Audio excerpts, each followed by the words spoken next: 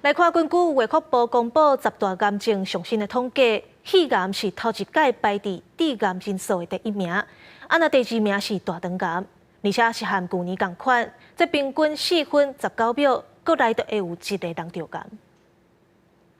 癌症已经成为国人主要死亡的原因。卫福部国健署初十公布上新的10大癌症统计，110年拢总有12.1万外人得着癌症，比前一年减少217人。进一步分析发现，肺癌加大肠癌克落来，头一遍挤入去国内癌症发生率的第1名，拢总有16800外人去得着肺癌。过来是大肠癌有16200外人，女成年癌15400外人。肝癌10700外人，口腔癌有8000外人。肺癌呢，因为民众可能有自发性的一些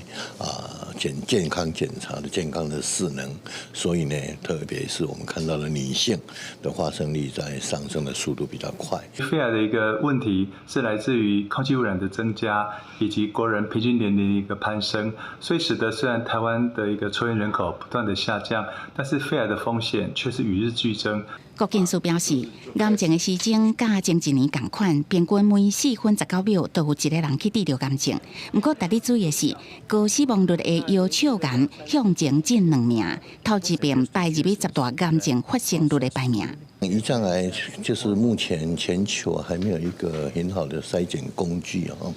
但是我们还是希望呼吁我们民众啊，那生活习惯，特别跟酗酒啊、肥胖、不健康饮食等都有一些相关性。国健署提醒，目前已经有提供5种癌的体检服务，包括口腔癌、大肠癌、子宫头癌、咽癌，也有肺癌等，呼吁符合资格民众积极参加体检，量早发现，量早治疗，才会当降低死亡率。